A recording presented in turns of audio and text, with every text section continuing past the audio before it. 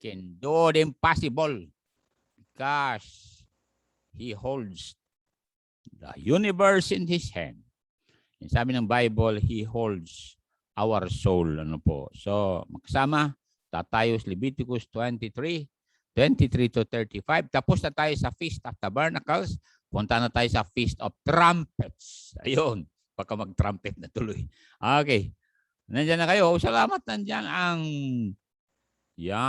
Millante Rardo family. This Pastor Jason.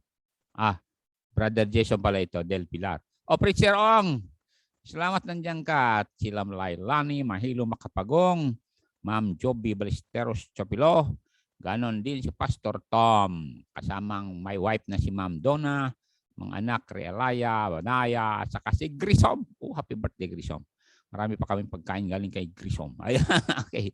Nandyan si Ma'am Remy Kaleda Pawig. We are praying for you all, sister, in this beautiful times. Okay, ready? Nandyan si Malanot Bautista family. Yun, salamat po.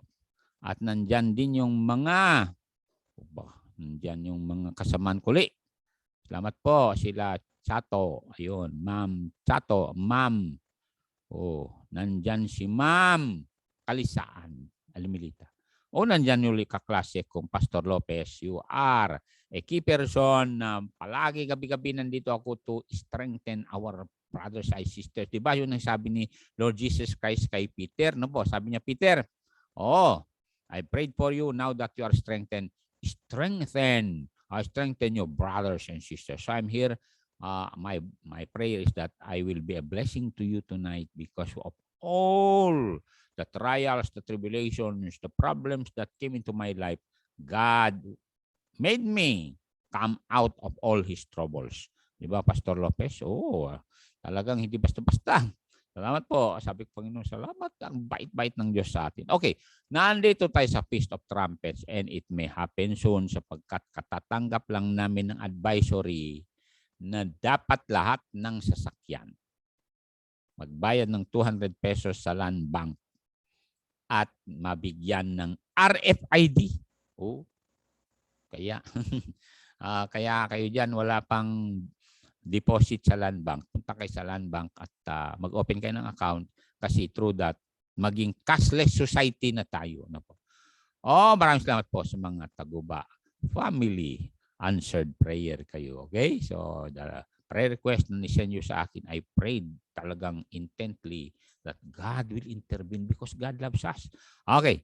Punta na tayo sa babasahin natin sa Leviticus chapter 23 to 25. Okay? Andyan na kayo. Sabayan naman nyo ako. Ready? Begin. Pastor Magigad, nandiyan kayo. Ready? Read. And the Lord spake unto Moses, saying, Speak unto the children of Israel, saying, In the 7th month, itong buwan ito. In the first day of the month, shall ye have a Sabbath, a memorial of blowing of trumpets and holy convocation. Tuloy natin. Ye shall do no servile work therein, but ye shall offer an offering made by fire unto the Lord. So, mag-pray tayo dahil may trumpet. We'll talk about the significance of the trumpet. Ano ito? Bakit may trumpet? May Feast of Trumpets pa. Okay? So, mag-pray na tayo at maraming salamat po sa Presto family. Nandyan sila, si Sir Presto, si Ma'am Jean at si Elvira. Nasa picture sila. Pray na tayo. Panginoon Diyos, salamat po sa mga nagpe-pray para ang programang ito ay maikalat muli sa buong Tugigaraw. Ganon din maabot Piña Blanca Town. Maabot ang Drile Town, Higig at saka Sulana. Salamat po, Panginoon Diyos. This is a rare opportunity for us to share the good news that Jesus is your Passover Lamb. And when we receive Him, death will pass over us. I pray now for my brothers, my sisters. Keep them safe. These who are watching, bless pastors, Lord, who are also working for you to reach many souls, like Pastor Reggie, Pastor Red, Pastor Tom and family, Pastor Kaalim and family, Pastor Kulyado and family, Pastor Kalyao, Pastor Nixon, Pastor Udlaw, Pastor Lopez na nandiyan ngayon, Pastor Kadusale, Pastor Manson, Pastor Nick Dow, Pastor Banghal as he take over the helm, the big church in Mountain View. Also, Lord, for the pastor in La Loma Baptist Church, Lord, pray that we'll just undertake. And for my fellow pastors, that we will not get sick. It's also Pastor Culiado, Pastor Hernandez, Pastor Bukel, Pastor Baneg, Pastor Tulay, Pastor Prisarta, Pastor Wandag, Pastor Ponayo. Lord, salamat sa mga manggagawang ito. Malaking sakripisyo na nandyan sila. And this, my brothers, my sisters now, keep watch over them. And for Juby Gilon, whom we have heard that her employer is not good, please make a way na she can transfer. Nandun kay Mylene, Ma'am Mylene, Ateni, Anton, Clive and Kay, JR and Cha, nandun kay Abby at saka si Gerald at si Ashok at si Ria. Bless also Ma'am Estela together with Ma'am Peli, Ma'am Lina, Rambo, and my pamangkin Bel, Mero, Pitong, the Biernes family, and others, Lord, who are watching. Bless also Pastor Richard in Oman, where there is a great flood, Lord, that affect them most. Help, Lord, na walang ma-COVID o walang mamatay sa flood na yan. Ganon din kami rito, iligtas mo kami sa maraming mga kasakuna. Pray for Sister Rem as she reviewed for the bar. Give her wisdom, Lord. Noon din ang kagalingan ni Brother Joey Job, si Brother Ray Rizan, aking bayaw na si Brother Lori, and others, Lord, like Mr. Galano, whom we have brought to the Ballesteros station so that they will reach home in Alakapan. To God be the glory now. In Jesus' name, amen. Oh, nandyan si Brother Manny Rawakin. Ang ganda naman, Brother Rawakin, ng testimony mo. Alam nyo, nandyan sa Rawakin Erganyan, dati rito, ang merienda niya ay Ginebra San Miguel. Ngayon na save yan. Ako, sabi ko sa inyo, nandun sa nagpipris Santiago kay Pastor Talaber. O, salamat Pastor Darwin at galing ka sa kwan kanina, ha? Oo. Jonel James Bukel. So, salamat po. At yun, gumaganda. Congrats Pastor Kaalim at gumagandang gawain nyo, ha? Kaya, ako'y natutuwa na maraming maabot bago man lang mag-rapture, mga kapatid. Dahil hindi basta-basta na ito, ha? O katulad yan, ha? Hindi nyo ba alam, October ngayon, ang ginagawa ng China, ha? Yung ginagawa ng Syria nung araw. Dahil alam ng Syria na ang October, holiday ng Israel. Ito yung Feast of Trumpets. Mag-ayuno sila. Sabi nga ng Bible, they will, tingnan nyo, talagang walang kakain eh. Tingnan nyo sandali, Yun ang Yom Kippur War. And I will relate it sa ginagawa ng China sa Taiwan ngayon. Nagpapalipad ng mga jet plane, bomber dun sa air defense zone nila. Basahin ko lang sa inyo sapagkat mangyayari talaga ito. Kinakabahan nga ang Amerika kasi 104 planes na ang pinalipad ng China. Akala ng Taiwan aatake na. Ay, kinabahan sila isang araw. At sa Santa Ana, narinig nyo ba? May dumadaan ng mga jet plane dyan madaling araw. Kasasabi lang ng pangalan BBC World na yung mga jet plane ng China dumadaan between Philippines at saka Taiwan. Talagang ito sabi niya 23. Sabi niya rito, pakinggan niyo sa verse 27. Okay. Also, chapter 23 pa rin, verse 27. Okay.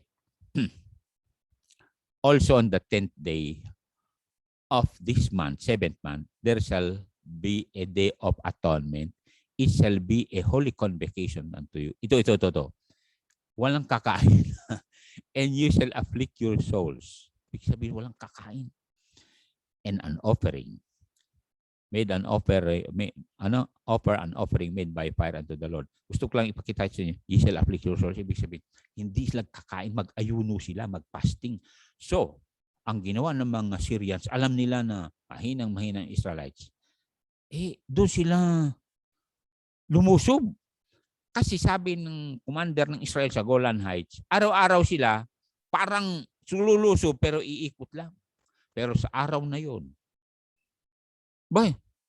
hindi na sila umikot, kundi tuloy-tuloy. Kaya na flatfoot ang Israel noon. Ganon din ang Sinai Peninsula. Kasi nasakwan sila mag-aayuno. Ginagawa ng China ngayon, yung Arab style na kunwari lulusob sila, tapos iikot lang. Ngayon, ganito yan. Narinig na ninyo yung crying wolf, di ba? Naalala nyo yun? Wolf, sabi nung shepherd. Takbuhan yung mga shepherd. Walang wolf. Following day, wolf. Takbo naman yung mga shepherd. Wala. Wala naman wolf. Tumatawa lang yung ano. Nagbibiro lang pala. Dumating yung oras na may wolf na. Wolf is going to eat my sheep. Takbuhan sana yung mga tao. Pero sabi niya, hindi. Nang loloko na naman yun. Ayan, nandyan na yung wolf. Ganyan ginagawa ng China ngayon. Ginugulat ang Taiwan. Pero hindi sila lulusob. Ngayon, pag nakita ng Taiwan na parang magbiro na naman, hindi sila maghanda na. Kaya lang ginito mga kapatid. Ang China kasi meron satellite yun. Nakikita niya yung airbase ng Taiwan. Ngayon, sa kanilang paglipad din dito sa China, mga kasama, ay makikita nila kung talagang i-intercept sila ng mga Taiwan Air Force. Kaya, iikot lang sila. Ngayon, pag nakita nila na hindi gagalaw yung Taiwan Air Force kasi sanay na sila nakala iikot lang yan, doon na sila lulusob. You see? So, it may happen anytime. Malinaw naman yun sa Bible, di ba? Nabasa tayo natin sa Revelation chapter 6, 3 and 4 na talagang magbanatan sila dyan. Lalo-lalo na 2 aircraft carrier ng Amerika sa South China Sea. May isang aircraft carrier ng Britain sa East China Sea. Pagkatapos may aircraft carrier ang Japan. So makita nyo talaga yung drumbeat of war. Salamat nga, sabi ng security guard sa akin kanina, Pastor, darating ba talaga ito? Darating pero kagandahan niya, aalis tayo. So salamat po kay Jonel James Bukel, at saka si Iris Tayan Joyce Villanueva, at Ben Amaya. Maraming salamat po. Nandyan pamangkin ko si Evangeline Dumrique, pagpalain kayo. Yun ang talagang prayer ko na lahat kayo magpakumbaba, tanggapin nyo si Jesus para magkita-kita tayo sa langit. Now, we'll go now to the trumpets. Anong significance nito? Ano po? Lalahanin natin dito sa Numbers 29 verse 1 na inulit-uli ng Diyos na dapat may Feast of Trumpets. At anong significance nito? Sa kanila at sa atin. Ready? Yan na kayo mga kapatid. And in the 7th month, ito na yun. On the first day of the month, ye shall have an holy convocation. Ye shall do no servile work. It is a day of blowing the trumpets unto you. Kaya, itong darating na week, kakaroon ng blowing of the trumpet. Kasi last week, nagkaroon ng Feast of Tabernacles. Naalala nyo yon? Ito naman, blowing of the trumpets. Ngayon, ano ibig sabihin ng trumpets na ito, ha? Ulitin ko. Ang trumpets na ito, maraming salamat po kay Ma'am Ching Balacanyo. Originate from heaven. Hindi kagagawa ng tao ito. Hindi kagawa-gawa nila Moses ito eh. Trumpets originate from heaven. May significance ito. May ibig sabihin ito, mga kasama. Tingnan natin Exodus 19 verse 16 para makita nyo na hindi lang basta-basta may trumpet yan. Hindi ho. Ito, ang kasama ay talagang nandyan. Oh, salamat naman nandyan si Eunice Tubid. Anak ni Ma'am Tubid to member ni Pastor Pagad. Oo, girlfriend ng aking pamangkin na gwapong Just White. Salamat, Ma'am Eunice. Ngumiti si Eunice. Tipid naman ngiti mo, iha. Sabi mo kay pamangkin ko, ha? Na ako'y tuwang-tuwa na nagustuhan mo yung pamangkin ko, ha? Galing naman. At iba talagang lahi namin.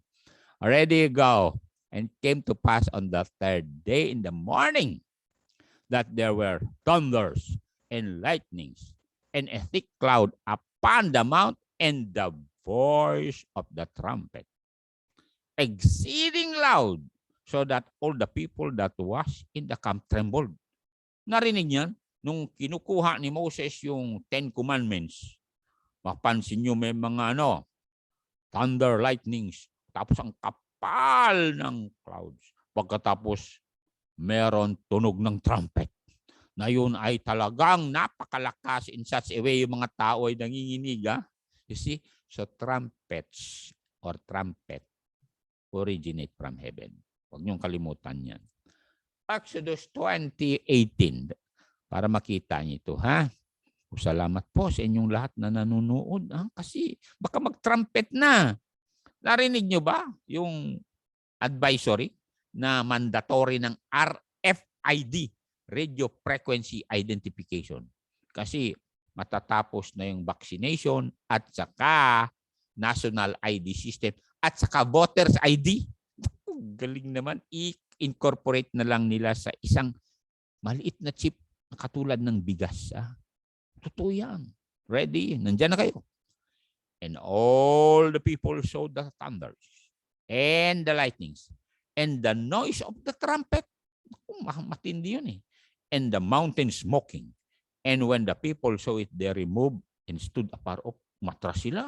Kasi ang lakas ng trumpet So, ano ang ibig sabihin nito? Alright? Ito ang lesson na makuha natin dito. Salamat, Sir James, at nandyan ka, ha? Ang ganda naman talaga ng pag-outline mo, Brad. Yung natutuwa kami mga old preachers dahil may mga young preachers na intindihan ninyong yung tinatag na Passover. Huwag niyong kalimutan yan, ha? And I pray na naintindihan niyo kung bakit Baptist Church ang assembly na inassemble ni Jesus sa Jerusalem. Naalala ninyo? The people that Jesus assembled were baptized believers. Naalala niyo yun? So, this group are Baptist Church of Christ. Ganun yun. Katulad ng Lutheran Church of Christ. Ganun yun Ngayon, inagawa lang natin Bible Baptist Church kasi may Bible nga tayo. Pero hindi na natin dadagdagan of Christ. Alam naman natin of Christ na yan Of God pa nga, sabi ng 1 Corinthians, di ba? So, alam natin sa Diyos ito dahil para sa Diyos naman tayo lahat na tumanggap kay Jesus. So, hindi na natin ilagay Baptist Church of Christ. Basta sabi ng Baptist Church. Ngayon, yung iba, inalis nila yung Baptist Church, Church of Christ na lang. Kaya magulo kasi ang daming Church of Christ. Meron yung Campbellites, meron yung galing sa Amerika, meron galing Europe, may galing Pilipinas. Church of Christ. Pero dapat, ang gagawin nila doon, halimbawa, Velasco, Church of Christ. Ganon yun Nakita nyo? Kaya nga tayo, honest tayo kasi Baptist Church of Christ yun. Hindi natin idagdag yung of Christ kasi alam natin si John the Baptist ay pinsan buo ni Lord Jesus Christ. At sabi ni John the Baptist, he must increase, I must decrease. Ganon pa rin hanggang ngayon. And that's why we don't introduce our church to save you. No, because it is an assembly of baptized believers and their role is to just propagate the gospel and tell people that Jesus saves. Diba ganyan siya sinabi ni John the Baptist when he said, the Lamb of God that takes away the sin of the world. He's the one that can take away your sin. Hindi ako, sabi ni John the Baptist, I'm just a voice. I'm just a spokesman. Ganon din sa akin ngayon. Ano bang magagawa ng spokesman? Hanggang spokesman lang. Kundi, nasa sayo kung tanggapin mo. O katulad nangyari sa Egypt noon, naalala nyo, sabi ni Moses, uulan ng yelo at may apoy. Lahat ng mga Israelites nagtago kasi Kinabukasan, uulan. Narinig ng ibang mga Egyptian yun. Nagtago din sila. O at least, So, ibig sabihin, ang invitation to come to the shelter, arms of Jesus, is for all. Nasa sayo kung mag-take refuge ka o hindi. Kasi darating ang tribulation period, darating ang kamatayan kung wala ka kay Jesus. Tapos, kaya nga, if any man be in Christ, he is a new creature. Okay? So ako'y tuwang-tuwa na marami tayong tagapanood na bago. Talaga si Ben Amaya, bago ito. Si Evangeline, bago ito. Oo, si James, Jonel, bago ito.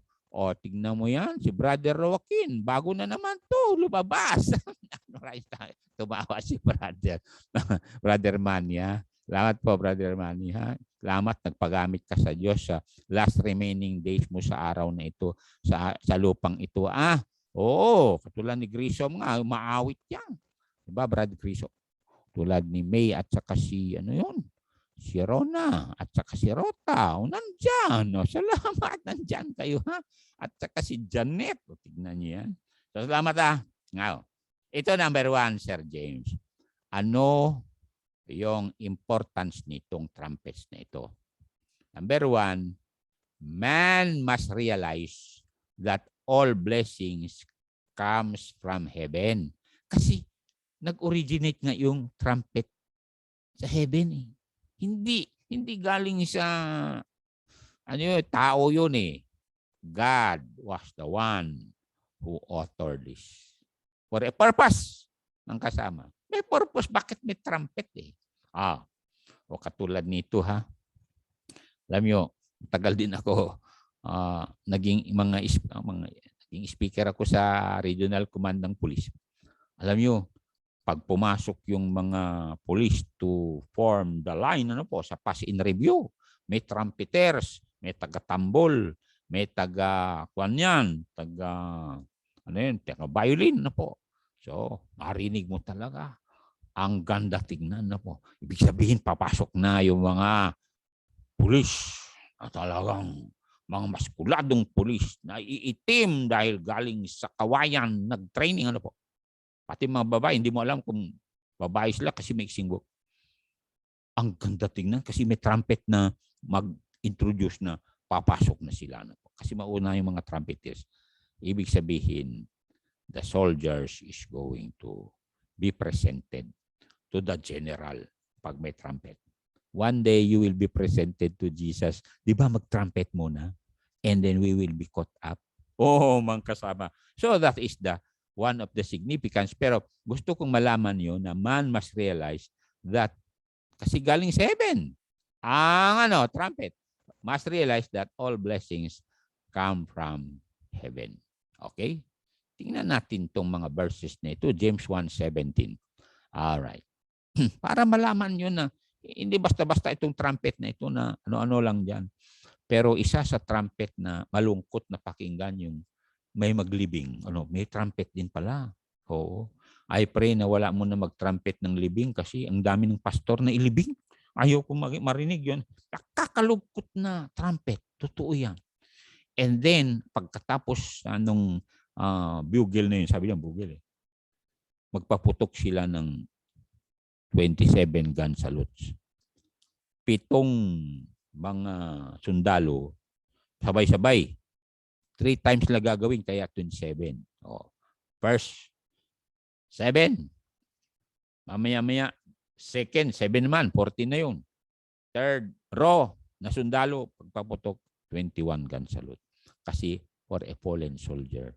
Ang kapatid, malungkot pakinggan. Di ba, Pastor Lopez, malungkot na makita mo yung kapwa mong pastor, ililibing. Tapos na ang race niya, tapos hindi na siya magsalita. Hindi na siya mag-soul winning. Kaya mga kapatid, pag-pray nyo na. Habang buhay tayo, mag-soul winning tayo. Kung kanina, nag-share ako ng soul winning. Totoo yan. Sabi ko, ganito yan. Si Jesus lang makakasave sa inyo, hindi ako. Hindi yung church namin. Ganun yan. Okay. Nandiyan na tayo, James 1:17. Para alam natin na blessings come from above. from heaven. Ready, read.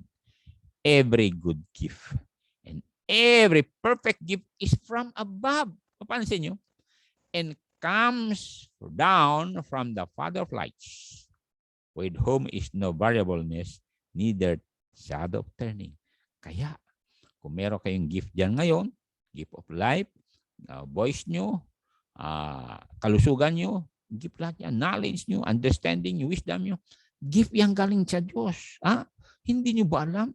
Magpasalamat kayo na may coherence kayo, nakakakilos kayo, nakakatulong kayo, nakakapagsalita, nakakaawit kayo. Ang ganda pakinggan yung mga young ones umawit. May bago daw kayong awit, mga young ones. Oo, kaya buksan yung bunganga nyo, pag umawit kayo, di ba, Siane Palomar? Sabi din ni Ma'am Irene Kines Corpus. Salamat po, ako'y natutuwa. Makita ko yung mga ni-bless ko rito sa kanilang kasal. Po? Nga pala.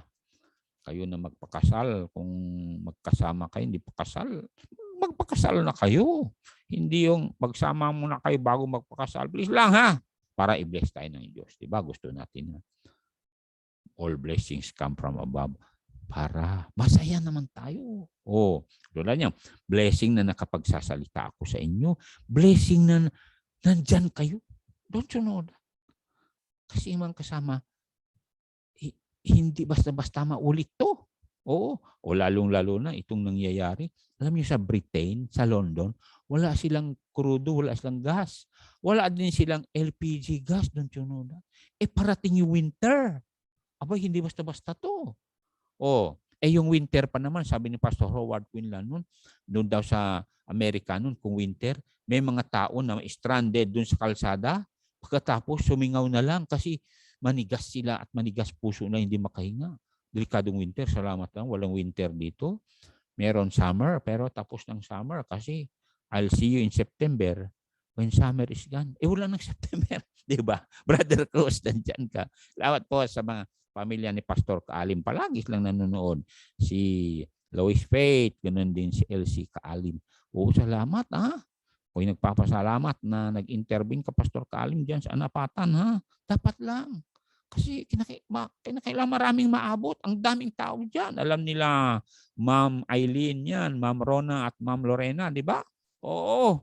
Sabi ko sa inyo, kung isang araw sana kami yan, baka hindi lang 100 mawin namin. Kasi ang mga tao, madali usapin kasi kamag-anak nila ito and gusto makinig. Nung lalo na si Andrea, tama? Andrea Damig. Salamat po, Panginoon. Sabi ko, maya-maya may nag-outline. Ganon man kasama. Yan ang ibig sabihin ng 29:30 ng Jeremiah. Talagang makilala niya ang Diyos ng lubos pag talagang basa niya ang Bible pagkatapos. Sincerely, prayerfully. Jeremiah 29:13. Tingnan natin. Okay? 13. Okay. Yan. Basahin natin. Hindi kayo bibiguin ng Diyos kung puso nyo rin ay maayos. Minsan kasi, makinig ka, tapos ibang iniisip mo. Baka nandyan ka ngayon, nanonood sa akin, pero ibang iniisip mo. Iniisip mo, tinitingnan niya, binabantay yung kalbo ko kung lilitaw, Wag, already read. And you shall seek me, sabi ng Diyos, and find me. Pero hindi huminto doon. When you shall search for me with all your heart. Yung word na search na yan has something to do with John 5:39. Makilala ang Diyos through His Word, through the Bible. O katulad ni Dr. Jose Rizal. Kilala ba Dr. Jose Rizal? Yes, pero mas makilala nyo kung basahin yung No Limit Tangere and El Filibusterismo. Okay. Makilala niyo si Lord Jesus Christ when you see the story of Jesus Christ. Ready, read. Search the scriptures. Old Testament, they point to Jesus. New Testament, they point to Jesus. Search the scriptures, for in them you think you have eternal life, and they are they which testify of me. Narinig nyo ba yun? Alam nyo mga kasama, maraming tao na, paano namin makilala si Lord Jesus Christ? Hindi nyo ba alam dito sa Luke chapter 24? Meron 2 tao dito, paanga-anga. Sabi na, namatay si Jesus. Hindi na namin alam kung ano nangyari sa kanya. Ano yung sabi ni Lord Jesus Christ sa kanila? Pakinggan niya. Sa Luke chapter 24. Okay. Sabi ko sa inyo. Sabi niya rito. Sa verse number 25 hanggang 27, anong sabi niya rito? Then Jesus said unto them, O fools, kasi nabuhay si Jesus, and then may nakita siyang dalawang disciple pauwi sa Emmaus. Sabi ni Lord Jesus Christ, pwede ba sumama sa inyo? Sabi nila, yes. And then, sabi ni Lord Jesus Christ kanila, ano? Bakit malungkot kayo? Sabi nila namatay yung Jesus namin. Akala namin siya nang maghari. Ano sabi ni Lord Jesus 25? Ready, go. And he said unto them, O fools, and slow of heart to believe all that the prophets have spoken. Ought not Christ to have suffered these things and to enter into his glory? Mamatay sa milibing at akyat ulit sa heaven. Look at verse 27. And beginning at Moses, Genesis 3:15, and all the prophets, Isaiah 40 verse 3, Micah 5:2, he expounded unto them in all the scriptures the things concerning himself. You see, you can know Jesus Christ through the scriptures. And the Bible said, sa verse 45, look at verse 45. Tingnan niya. Kaya nga ang prayer ko every morning ay, please open my understanding, Lord, so that I may know you better. Oo, I want to walk with you all the day long. Sabi ng Bible, ano mangyari? Kaya nga yung prayer niyo palagi, mga preachers na nandyan, before you make an outline, Lord, please open my understanding that I might understand the scriptures. Ganon ang magandang prayer para madagdagan ang kaalaman natin. Ano sabi niya? Then opened he their understanding that they might understand the scriptures. You see? Verse 46. And said unto them, thus it is written, mapansin nyo, palagang sabi ni Lord Jesus Christ, sa Bible yan. And thus it behooved Christ to suffer. Para sa atin, no po. He suffered on the cross for us. And then ang good news ay, and to rise from the dead the third day. See? Buhay si Jesus. You can talk to him all the way. Kaya nga, sabi ng songwriter, what a friend we have in Jesus. And we can go to him in prayer all the time. Remember, the line between heaven and earth is never busy. Anak ka ng Diyos, marinig niya pati yung whisper mo. So, going back to number 1, trumpets originate from heaven and man must realize that all blessings comes from heaven. Okay, pakinggan natin Malakay 3:10. Ito ay tungkol sa blessing from heaven. Okay? Basahin natin kasi open the windows of heaven kasi ito Nung sabi niya. At marami nang gumagawa nito. Salamat po. Pati nga yung kabago-bago. Ginawa niya ito. Bakit? Alam niya, all blessings from heaven. And the person who holds the key is you and me. Ready, read. Bring ye all the tithes into the storehouse, that there may be meat in mine house. Yun. Ibig sabihin, may magastos dito. And prove me now herewith, said the Lord of hosts. Hindi ako i-prove nyo. Si Jesus i-prove nyo. If I will not open you the windows of heaven and pour you out a blessing, that there shall not be room enough to receive it. Ay, marami nakapsubok niyan. Totoo yan. Totoo yan. Open the windows of heaven. Hindi lang yun. Pero kami kasama rito na hindi nanganganak. Pero nung inumpisa niya, dalawa nanganak niya. Ang kapatid. Totoo yan. So, open the womb, sabi ng Bible.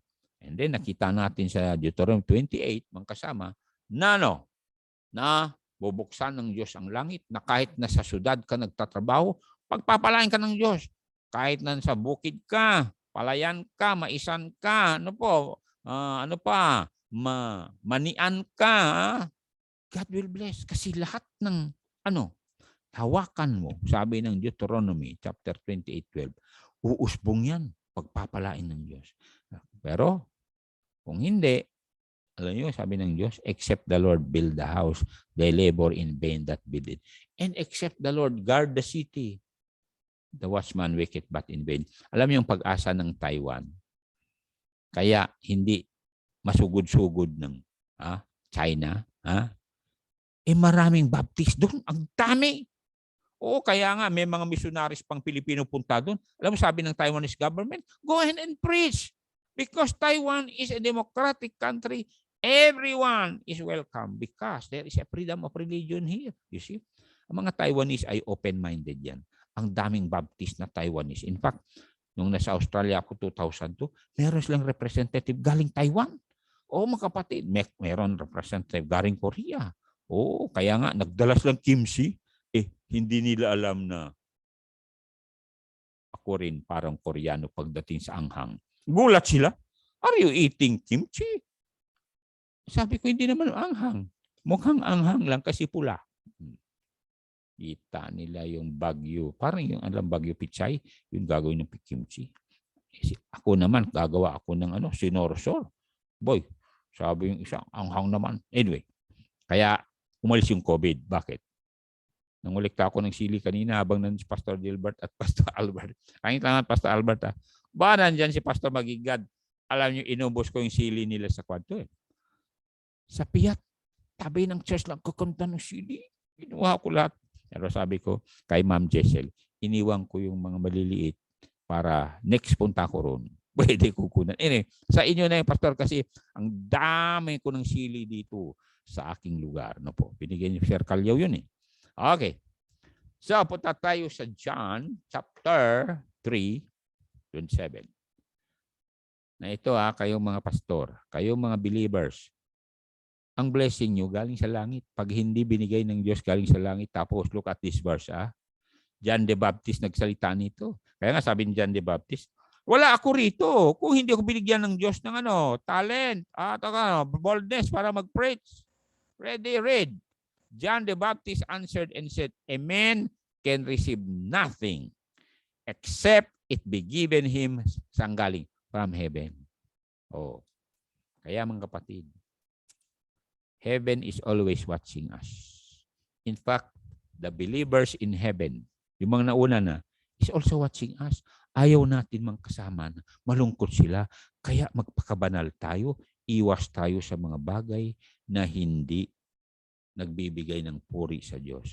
At alam nyo, ang kapuri-puri sa Diyos, mga kapatid, ay we will be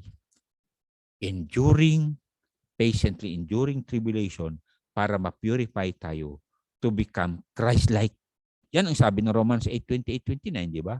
And then, sabi ni John the Baptist sa verse 30, John 3:30, tingnan nyo. I pray na ganyan din ang ating spirit sa panahong ito. Hindi yung, alam nyo, kami ay ganito. Hindi wala. Kaya nga, sabi ni John the Baptist, Jesus must increase. He must increase. But I must decrease. Hindi yung inuna yung I must decrease. He must increase. Hindi. Inuna yung Jesus must increase. But I must decrease, mga kapatid. Yan ang gusto natin mangyari. Na makita ng mga tao na si Jesus, ang makita nila sa atin yung ugali ni Jesus na hindi tayo mabangis. Hindi tayo, nagwo-worry. Nag-worry ba si Jesus? Hindi.